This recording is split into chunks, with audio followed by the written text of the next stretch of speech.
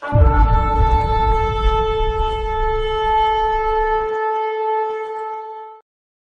हम लोग दूसरा इतिहास 24वें अध्याय में आएंगे। Second chronicles chapter 24। जब तक यहोयादा याजक जीवित रहा तब तक योआश वह काम करता रहा जो यहोवा की दृष्टि में ठीक है।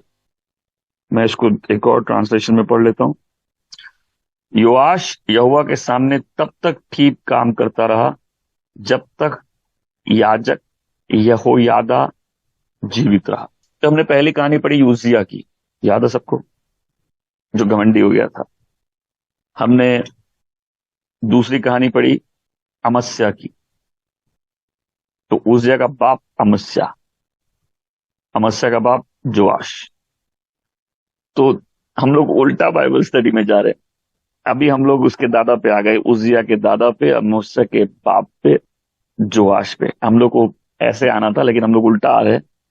लेकिन ये 5-6 राजा हैं यहोशापात से, तो यहोशापात से उसको हम लोग एक बार कोशिश देगी फिनिश कर ले। जब तक यहोयादा जीवित था, यहोयादा जो प्रभु का महायाजक था, जब तक वो जीवित था तब तक योआश वो करता है जो परमेश्वर की नजर में ठीक है। आज हम लोग योआश राजा की कहानी पे हैं। अब पूरी जो मैंने अब इस सीरीज में एक बात समझाने की कोशिश की है, क्यों लाइफ मैटर करती है, क्यों लाइफ रिकॉर्डेड रहती है, क्यों लोगों के एक्शंस, उनके चॉइस, उनकी आज्ञा पालन या आज्ञा नहीं मानना सिर्फ उनकी लाइफ को अफेक्ट नहीं करता है, उनके अगल बगल के लोगों को अफेक्ट करता है, उनकी जनरेशन्स को अफेक्ट करता है। पीढ़ियों के बिना कुछ नहीं होता। और जैसा हम 2 हफ्ते से मनन कर रहे हैं, अतीत के बिना भविष्य नहीं है। तो जब हम यहाँ राजाओं की गलती देखेंगे, ये गलतियां बाप दादाओं से चालू हुई। दाऊद ने गलती की, उसका भुगतान उसके परिवार को करना पड़ा। सुलेमान ने गलतियां की, राज्य विभाजित हुआ। और हम अगर सही जिएंगे, उसकी आशीष, उसकी ब्लेसिंग्स हमारी पीढ़ियों के लिए। हम अगर गलत जिएंगे, उसका प्रभाव हमारी पीढ़ियों पे पड़ेगा। तो जब हम लोग योआश की कहानी पढ़ेंगे तो पहले हम लोग सिर्फ इस एक पंक्ति पर पूरा ध्यान शुरू से लेकर एंड तक रहेगा कि जब तक यहोयादा जो याजक था वो जिंदा था तब तक ये राजा योआश सब सही करता है। इसका मतलब है जब वो मर जाता है ये सब गलत करता है।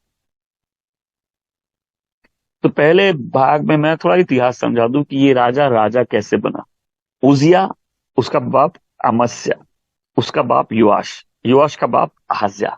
तो योआश का बाप अहज्या 1 साल राज करने के बाद मार डाला जाता। अहज्या की जो माँ होती है वो दुष्ट औरत होती है, और वो अहज्या के घर के सारे बच्चों को मार देती है और वो रानी बन जाती है। लेकिन एक बच्चा होता है जो 1 साल का होता है, योआश। इसको महायाजक की पत्नी बचा के मंदिर में छुपा के रखती है, और अगले 6 साल तक ये बच्चा मंदिर में बड़ा होता है, छुपे हुए। किसी को नहीं मालूम है जिंदा है, क्योंकि तो हम लोग स्टोरीज पढ़ेंगे। इवन दो परमेश्वर के लोग हैं, हम लोग देखेंगे इनकी लाइफ में प्रॉब्लम, तकलीफें, पाप भरा हुआ है। बिकॉज कई लोग जब पुराना विधान पढ़ते डरते हैं, बहुत खून खराब है। इस बात को समझिए, पाप और आदमी, जब आप बाइबल पढ़ेंगे आपको पाप का परिचय होगा। इसलिए बाइबल बहुत खतरनाक किताब है, कोई ध्यान से पढ़े। हर प्रकार के पाप इसमें है। क्यों है? क्योंकि ये आदमी की कहानी बताता है और परमेश्वर उस आदमी से कैसे डील करते हैं इसके बारे में बताता है। जब तक वो दूसरा आदमी नहीं आ गया, प्रभु यीशु, आमीन, जो कुंवारी से पैदा होता है, एक पवित्र जीवन जीता है, चमत्कार करता है, उसे क्रूस पर मार दिया जाता है और वो मर कर उठता है, आमीन। और उस पापी आदमी को जो अपने आप को नहीं बचा सकता। आज हम लोग जब वर्शिप कर रहे थे तो सॉन्ग हमने क्या किया, ना तो बल से ना शक्ति से, पर तेरी आत्मा के द्वारा, परमेश्वर की आत्मा के द्वारा ही विश्वासी जीवन जिया जाता है। परमेश्वर की आत्मा के बिना हम कुछ भी नहीं कर सकते जो परमेश्वर ने हमको करने के लिए बुलाया। आप प्रार्थना भी बिना आत्मा के नहीं कर सकते, सेवा बिना आत्मा की नहीं होती, परमेश्वर के काम बिना उसके आत्मा के नहीं होते। सब काम उसके आत्मा के द्वारा संपन्न होते। उसी प्रकार से उद्धार आदमी अपने आप को नहीं दे सकता, परमेश्वर के अनुग्रह से बचता है आदमी। आमेन। तो जब हम लोग इस किताब को पढ़े और हम लोगों के पाप देखे, विचलित नहीं होना। आप भी वैसे ही हैं, हम भी वैसे ही। अब एक आदमी जो किसी से इतनी नफरत करता है कि उसको मन ही मन मार डालता है, आप में और उस व्यक्ति में जो किसी को चाकू से मारता है, कोई फर्क नहीं। जो अपने मन में विचार करता है और जो बाहर कर रहा है, उसमें कोई फर्क नहीं।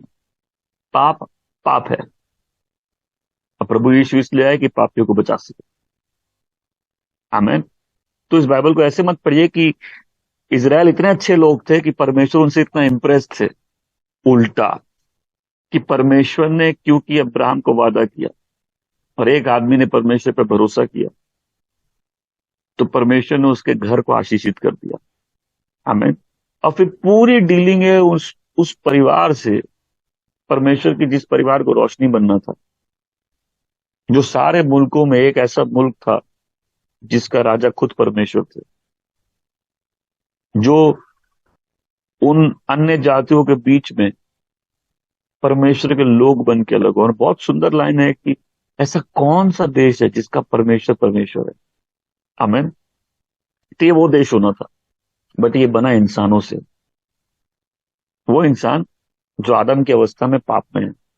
आमीन। तो यहां हम लोग हर लाइफ में देखेंगे कि जो परमेश्वर की बात सुना वो आशीषित हुआ, और जो नहीं सुना उसकी लाइफ मिट गई, उसका जीवन बर्बाद हो गया। मैं फिर से कहानी बताता हूं। योआश का बाप था अहाज्या। यहां तक समझ में है? धीरे धीरे बोलूंगा। अहाज्या की मां थी अथालिया। अथालिया एक दुष्ट औरत थी। ये अहाब और जेजेबेल की बेटी थी। देखो, जब पहले शादी करते थे ना लोग, खाली लड़की नहीं देखते थे, लड़का नहीं देखते थे, थोड़ा घर भी देख लेते थे। पहले के समय में अगर कोई शादी करेगा तो लड़के लड़की का घर भी देख लेता था, क्योंकि जो फल है वो पेड़ से ज्यादा दूर नहीं गिरता। आदमी के डीएनए में बहुत कुछ है। और देखिए, दुष्ट माँ बाप की बेटी वो भी दुष्ट ही निकली। ऐसा नहीं कि अच्छे निकल नहीं सकते, लेकिन कई लोग चांस लेते हैं ना। उनको लगता है विश्वासी से शादी करने से बाद में अविश्वासी विश्वासी बन जाएगा, चांस ही। ऐसा चांस कोई काम का नहीं आता।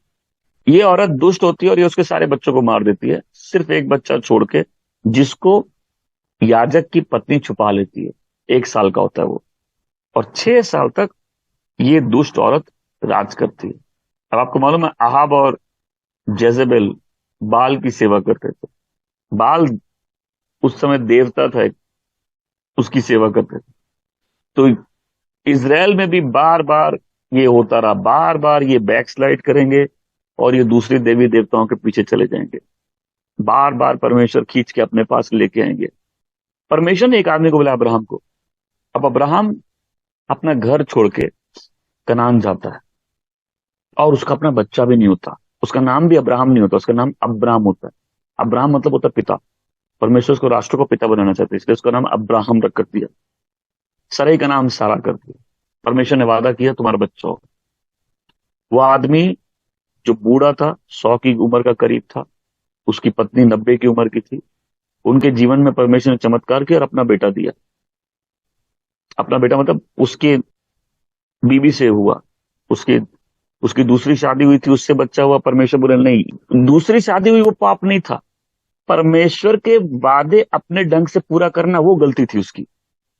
परमेश्वर बोले तुम्हारी बीवी से बेटा होगा, इसहाक होता है। ये जनरेशन आगे बढ़ती जब तक परमेश्वर इस परिवार को एक राष्ट्र देते। तो जब इनको देश मिला तो पहले कोई राजा नहीं था, परमेश्वर खुद इनको लीड करते थे। तो ये अगल बगल के देशों को देख के बोलते हम लोग को भी राजा चाहिए। परमेश्वर बोलते ठीक है, इनकी इच्छा पूरी होने दो। तो पहले उनकी चॉइस का राजा मिलता है साउल, लंबा चौड़ा, जिसको परमेश्वर रिजेक्ट कर देते हैं, क्योंकि परमेश्वर की बात नहीं सुनता।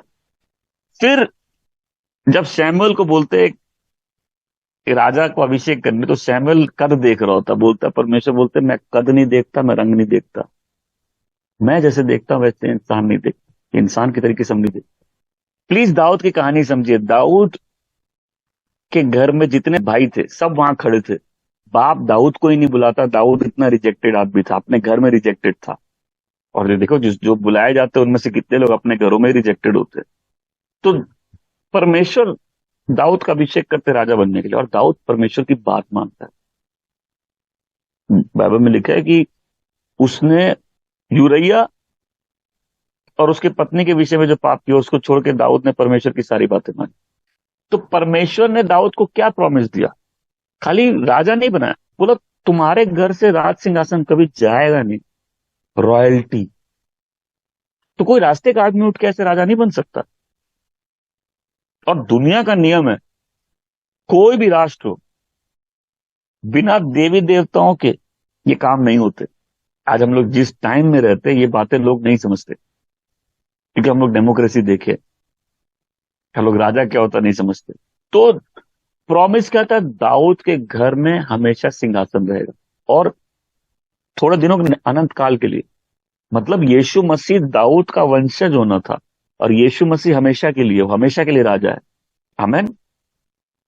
तो अब राज सिंहासन किसके पास जाएगा? जो राजा का बेटा है उसके पास। इसीलिए उसकी दादी ने घर के सारे बच्चों को मरवा दिया, ताकि वो रानी बन सके। और किसी को पसंद आए या ना आए, परमेश्वर पिता है, माता नहीं है। यीशु आदमी है, औरत नहीं है। घर में हेड, समाज में जो लीडरशिप, चर्च में लीडरशिप आदमी को दी है, औरत को नहीं दी गई। हम 21वीं सदी के फेमिनिस्ट होके बहुत उछल सकते हैं, लेकिन इससे सत्य चेंज नहीं होगा। आप जब लाइफ को परमेश्वर जैसे बनाए वैसे देखने लगेंगे, आपकी लाइफ ऑर्डर में आ जाएगी। आमेन। आपके पास सवालों के जवाब होंगे, और इस कंफ्यूज जो जनरेशन है उसमें आप कंफ्यूज नहीं रहेंगे। आपका माइंड एकदम स्ट्रेट रहेगा कि परमेश्वर ने चीजें कैसे बनाई, ये चीजें कैसे होनी चाहिए।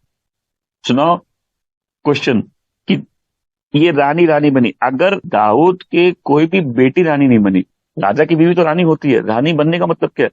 जो रानी सिंहासन पर बैठे राज करे। तो एक तो दाऊद के बच्चे और उसके घर का कोई भी बेटा, पहला बड़ा बेटा, वो नहीं हो तो सेकंड बेटा, और अगर बड़ा बेटा बना है फिर उसके घर के सारे बच्चे बनेंगे। अगर बड़ा मर गया, सेकंड बच्चा है, थर्ड बच्चा है, तो उसके घर में अब रॉयल लाइन चलेगी। ये तरीका होता है राजा के डायनेस्टी जैसे चलती है। बिकॉज आप जब ये किताब पढ़ोगे, आपके माइंड में सारे सवाल आएंगे, ऐसा क्यों, वैसा क्यों। मैं इन सारी बातों को समझाना चाहता हूं।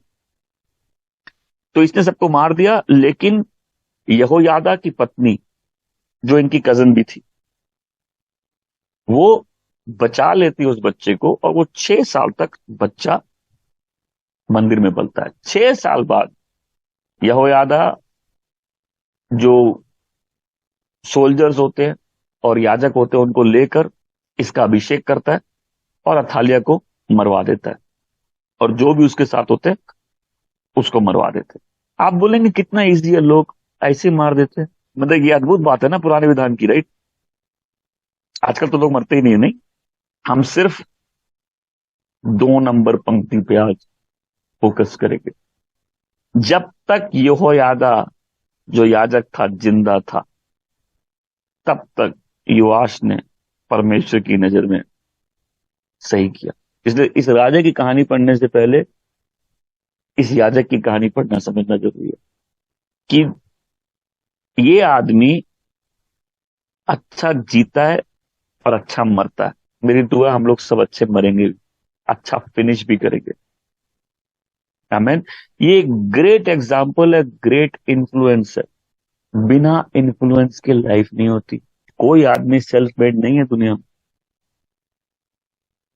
हम लोग यहाँ जितने लोग बैठे, हम में से कोई भी सेल्फ मेड नहीं है। किसी ना किसी के प्रभाव से हम अपने जीवन में प्रभावित होकर जीवन जी रहे हैं। लोगों से, किताबों से, बातों से, शख्सियत से। आमेन। आज ये बात समझना है, अच्छा जीवन जीने के लिए लाइफ में अच्छा इन्फ्लुएंस होना कितना जरूरी है। ये यहोयादा जो याजक था, इसके लिए बाप जैसा था, क्योंकि बचपन से इसको संभाल के रखा और इसका मेंटर बन गया। 7 साल की उम्र में ये राजा बना। 7 साल, कितना छोटा होगा, लेकिन इसका एक मेंटर था। इसके जीवन में एक ऐसा व्यक्ति था जो इसको परमेश्वर के तरीकों से वाकिफ कराया। एक ऐसा व्यक्ति था जिसने इसको परमेश्वर के भय में बड़ा किया। एक ऐसा व्यक्ति था जिसने इसको परमेश्वर के नियम समझाए। एक ऐसा व्यक्ति था जो इसकी लाइफ में मेंटर, लीडर और एक इन्फ्लुएंसर था। आज के टाइम में लोग इन्फ्लुएंसर कहां मिलते हैं? इंस्टाग्राम में, सोशल मीडिया इन्फ्लुएंसर। सोच के देखिए हम लोग की लाइफ कितना इन्फ्लुएंस होती है दुनिया के लोगों से। और कोई भी लाइफ सेल्फ मेड नहीं है, हर जन किसी ना किसी से इन्फ्लुएंस होता है। लेकिन इन्फ्लुएंस ऐसी चीज होती है, मतलब क्या होता है, जिससे आप इन्फ्लुएंस है उसकी लाइफ में वो पावर है कि आपकी लाइफ उससे अफेक्ट हो रही है, आपका जीवन उस व्यक्ति से प्रभावित हो रहा है। ये आदमी एक गॉडली इन्फ्लुएंस था। जब तक ये आदमी जिंदा था, योआश वो काम करता है जो परमेश्वर की नजर में सही था। वो मंदिर को रिपेयर कराता है, वो याजक लोग के लिए कार्य करवाता है। क्यों? उसकी लाइफ में एक गॉडली इन्फ्लुएंस है। एक बार रुकते हैं, लाइफ में गॉडली इन्फ्लुएंस होना कितना जरूरी है। हम में से कोई भी सेल्फ मेड नहीं। और कितने लोग अपने लाइफ में जो अच्छे इन्फ्लुएंस होते हैं उन्हीं को धक्का मार के भगा देते। जब एक अच्छा इन्फ्लुएंस लाइफ में होता है, उस लाइफ का अच्छा नतीजा निकलता है। हम जो कर रहे हैं वो किसी ना किसी बात से, किसी ना किसी सोच से, किसी ना किसी शख्स से प्रभावित होकर करते हैं। जैसा हमने देखा है, जैसा हमने सीखा है, हम पे जिस बात का प्रभाव पड़ रहा है। एक तो अपने आप से सवाल पूछ सकते हैं, हम पे किस व्यक्ति का प्रभाव पड़ रहा है। और दूसरा, इस बात को समझ सकते हैं लाइफ में कितनी ब्लेसिंग है अगर कोई गॉडली इन्फ्लुएंस है, ऐसा व्यक्ति जो हमारी लाइफ, हमारी चॉइस, हमारे जीवन में अफेक्ट कर सके। हम लोग सब इन्फ्लुएंस के प्रोडक्ट है और कोई नहीं बोल सकता कि नहीं हम प्रभावित नहीं होंगे। प्रभावित तो आप होंगे, किसी ना किसी से तो प्रभावित होंगे। सवाल है आपको प्रभावित कौन कर रहा है। आमेन। जो भी हम लोग हैं किसी के प्रभाव का रिजल्ट है। तो इस जब याजक को देखते हैं, इसमें सबसे पहले सामर्थ था कि अपनी जान को खेल के भी इसने राजा के घर को बचा के रखा।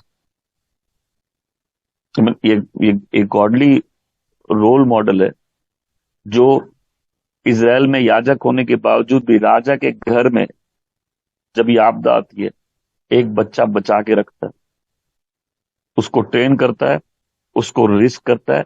ये सब रिस्क करने के लिए तैयार है, परमेश्वर की नजर में जो सही है उसको करने के लिए। इसके पास सामर्थ था, करेज था सही करने के लिए, करेज था अपनी लाइफ रिस्क करने के लिए भी। दूसरी बात, ये वाचा को समझता था। परमेश्वर ने जो वाचा इजराइल के साथ बांधी है। आज एक बात को समझो, परमेश्वर हर काम अपनी योजना के अनुसार करते हैं। परमेश्वर हम लोग की तरह नहीं घर से निकले टहलने बिना किसी मतलब के। परमेश्वर ने सब कुछ चालू किया अपने काम से। और जिसको भी परमेश्वर का फेवर चाहिए, परमेश्वर की योजनाओं से जुड़ जाओ। सिर्फ अपने आप से पूछना है, क्या हम गॉड के प्लान का पार्ट है? आमेन। नहीं है तो परमेश्वर की जो योजना है उसका हिस्सा बन जाइए, क्योंकि परमेश्वर की आशीष से वही है। अब मैंने शुरुआत में भी समझाया, इतनी सारी चीज दुनिया में हो रही है, परमेश्वर किस में इंटरेस्टेड है? अपने प्लान में। आमेन। और जिस घराने को परमेश्वर ने प्रॉमिस किया कि उस घराने में कभी राज सिंहासन जाएगा नहीं, उस घराने के सब बच्चों को उसने मार दिया, औरत ने। लेकिन एक आदमी था उसके परिवार ने इस एक बच्चे को बचा के रखा। हमें जब हम लोग रिस्क लेते हैं लाइफ में, रिस्क लेना आसान है। मैं उस रिस्क की बात कर रहा हूं जब प्रभु यीशु के पीछे चलने के लिए, अपने ईमान के लिए, परमेश्वर की नजर में सही है करने के लिए हम लोग रिस्क लेते हैं, राइट? कुछ ना कुछ तो दाव पे लगाते हैं। बट हर बार अपने आप से क्वेश्चन पूछना पड़ता है ना कि भाई ये जो रिस्क हम ले रहे हैं, अगर ये रिस्क बड़ा छोटा दुनिया जैसे भी समझे, लेकिन क्या गॉड के प्लान में है? क्या अपने जीवन में वो रिस्क ले रहे जहां परमेश्वर के लिए कुछ जो मैटर करता है। आप पढ़िए इन कहानियों को। जीवन मृत्यु क्या मूंगफली की तरह है।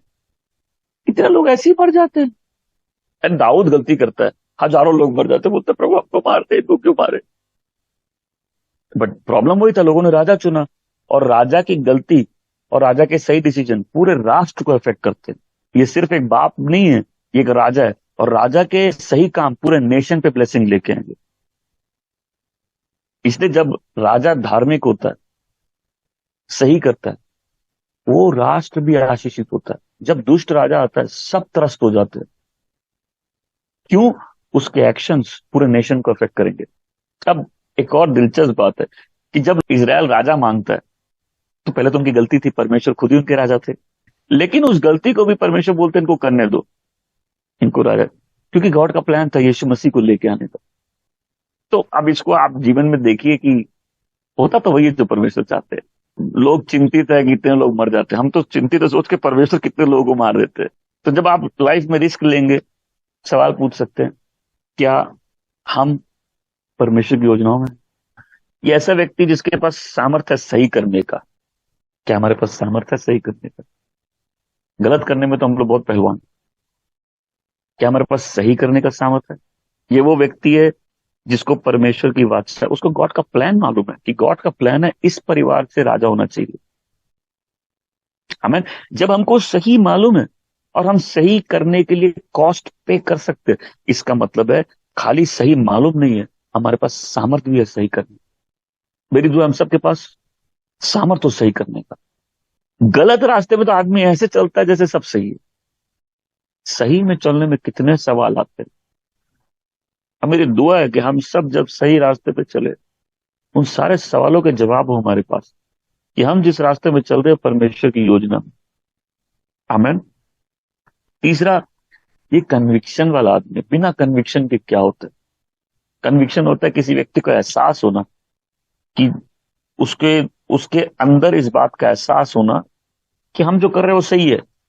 सही में लाइफ में वही लोग कुछ कर पाते हैं जिनके अंदर स्ट्रॉन्ग कन्विक्शंस होते हैं, जो किसी बात को लेके कन्विंस्ड है, अपने मन में निश्चित है। एक होता है अनिश्चित। देखो, जीवन में अनिश्चितता बहुत घटिया चीज है, बेकार चीज है। जब हम किसी चीज में मन नहीं बना पा रहे, हम कंफ्यूज्ड हैं, निश्चित व्यक्ति आगे बढ़ता है। क्यों? वो विपरीत परिस्थितियों में भी उसके दिल में कुछ बातें सेटल्ड है। नेक्स्ट, इस व्यक्ति का लाइफ का रिजल्ट क्या है कि जो इसके साथ है वो परमेश्वर के करीब चल रहा है, क्योंकि ये व्यक्ति परमेश्वर को जानता है। और ये उस जवान लड़के को जो 7 साल की उम्र में राजा बना था, ये उसको मेंटर करता है। यहोयादा के मरने के बाद यहूदा के प्रमुख आए और वे राजा योआश के सामने झुके। राजा ने उन प्रमुखों की सुनी। 22वीं पंक्ति ध्यान से सुनिएगा। राजा योआश ने अपने ऊपर यहोयादा की दयालुता को याद नहीं रखा। आज हम लोग इस स्टोरी से क्या सीख सकते हैं कि जो लोग बिना कन्विक्शंस के जीते हैं, उनकी लाइफ में वो कभी भी सीधा नहीं चल सकते। को सुन रहा है मेरी बात को? जिन लोगों में कन्विक्शंस नहीं है, वो ना परमेश्वर की योजनाओं को समझते हैं, ना उसको पूरा करने के लिए कोई रिस्क ले सकते हैं। और सबसे अहम बात, लाइफ में गॉडली इन्फ्लुएंस की क्या वैल्यू है, क्या पावर है, कि परमेश्वर किसी को भी जीवन नहीं देते जब तक उसके जीवन को शेप करने के लिए उसको लोग नहीं दे। आमेन। अगर हमारे जीवन में ऐसे लोग हैं, ऐसा व्यक्ति का अगर कोई परमेश्वर रखता है, उस व्यक्ति की ब्लेसिंग को भी समझे। आमेन। और जब तक वो व्यक्ति या ऐसे लोग आपके साथ ये देखे कि ये बातें बाहरी नहीं, ये अंदर से फोर्जिंग चालू हो जाए और हमारा खुद का कैरेक्टर शेप हो जाए, कि जब कोई नहीं भी रहे तो हमको मालूम रहे हमको किस रास्ते पे चलना है।